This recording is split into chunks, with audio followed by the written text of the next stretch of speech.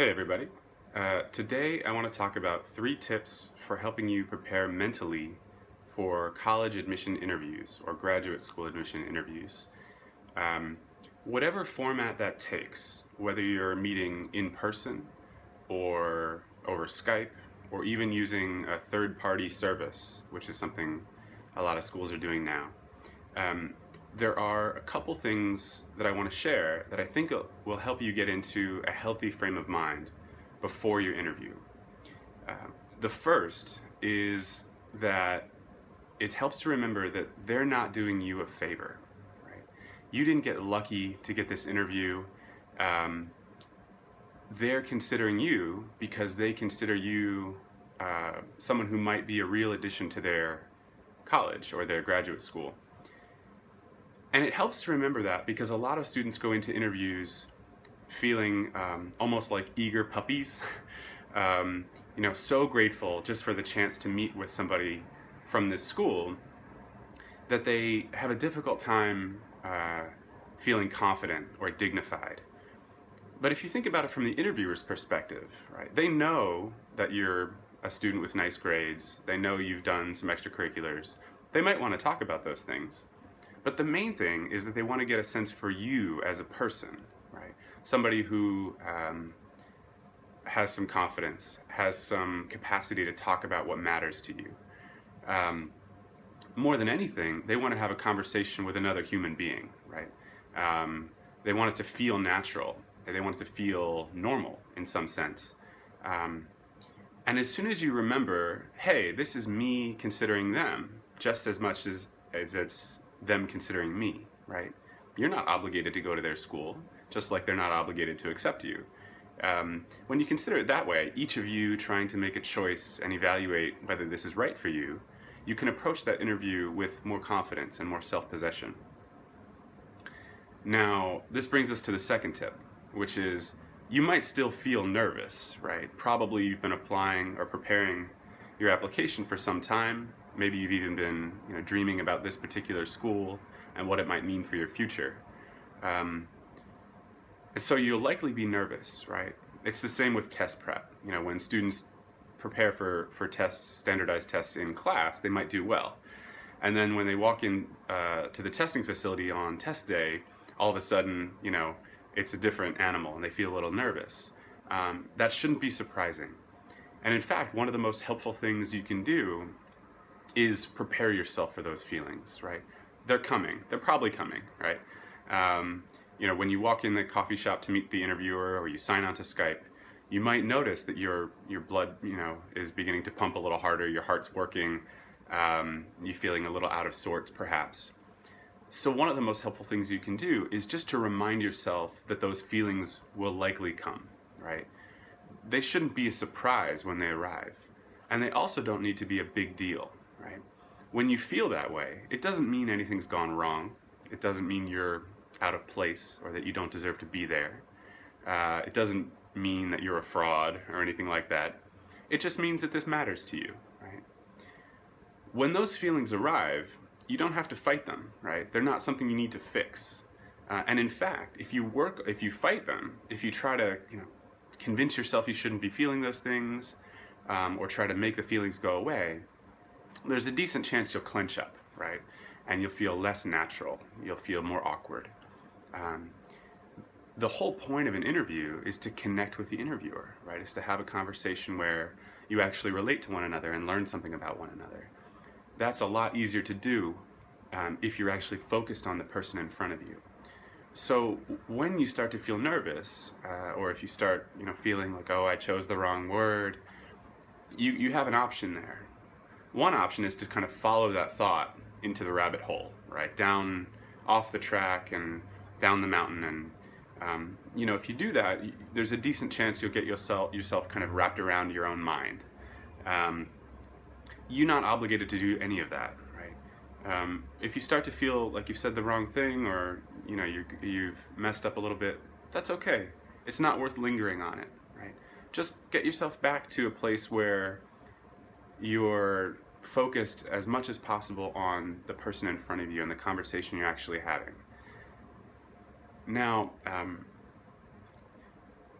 you don't have to do this all for the first time during the interview, right? There are some ways to prepare mentally beforehand as well.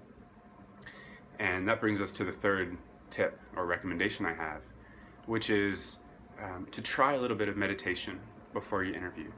Ideally, try it well before your interview. But even if you have just a few minutes before your interview, try to meditate. Now, that might sound fancy or mystical or weird. It's not any of those things. It's really quite simple. It just involves sitting and watching your own breath for a few minutes. Now, I'll explain what that actually looks like in a second, but first, let me say why it's so useful to do. One of the reasons people meditate, and have been doing so for a long time, is because it helps us create distance between our thoughts and our own minds. So when you go into an interview nervous, often it's because you're having a bunch of thoughts and feelings. What if I say the wrong thing? I might say the wrong thing. What if I blow it? Oh my gosh, my future will be ruined. And all those thoughts can feel very real, right? They can feel like the truth. They can feel like the whole world, right? And that's because you're not seeing them as thoughts. You're seeing them as reality. What meditation does is it allows us to create some space and notice thoughts as thoughts, right? That's just what they are. It's just stuff our mind is producing constantly.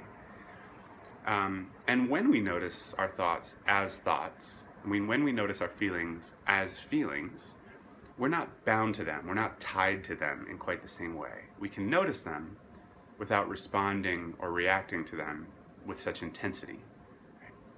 So here's what I have in mind. If your interview is tomorrow and you only have a few minutes today or tomorrow, that's okay. Try to find a quiet space and give yourself a few minutes, maybe 3 minutes if it's your first time. Just sit down and just watch your breath. That's it. Just watch your breath come up out of your chest and out your nose and out the tip of your nose. Just try to keep your awareness with the movement of the breath. Right? Now, what will almost certainly happen is that you'll try it and you'll maintain attention on your breath for a few seconds, and then your mind will take you elsewhere. Your mind will start spitting up thoughts and ideas and daydreams and stories, and you'll find that your attention has gone entirely away from your breath.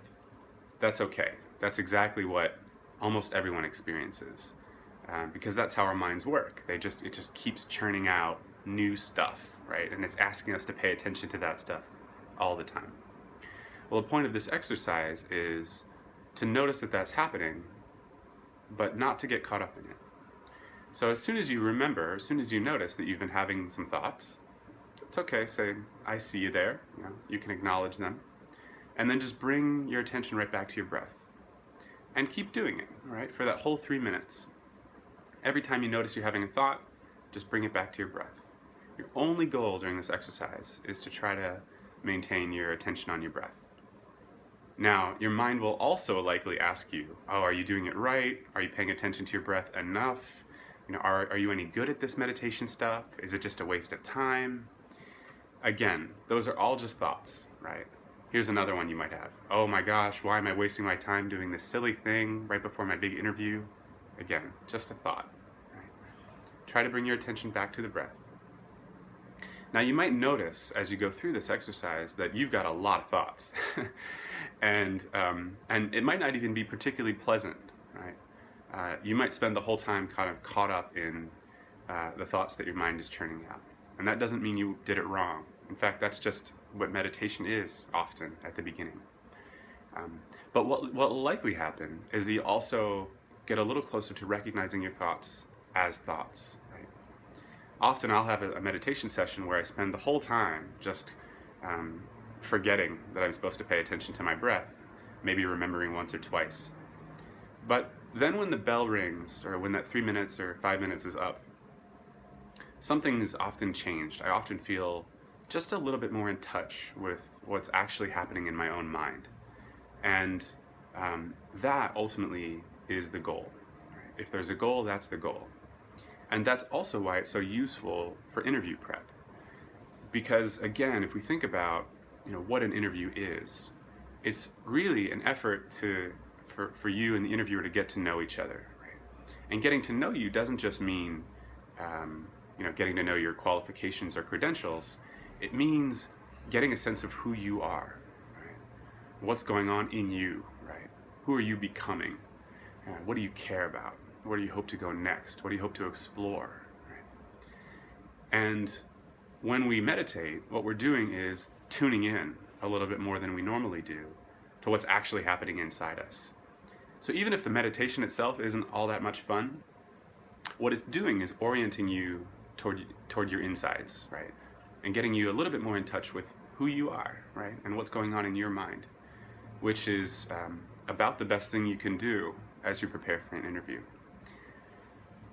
Okay, so those were the 3 pieces of advice or tips that I wanted to share today.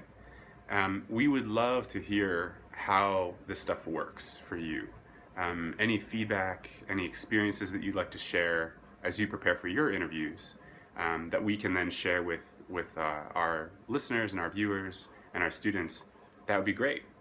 We hope to learn from you as much as you learn from us. So best of luck as you prepare for your interviews, and we will talk to you very soon.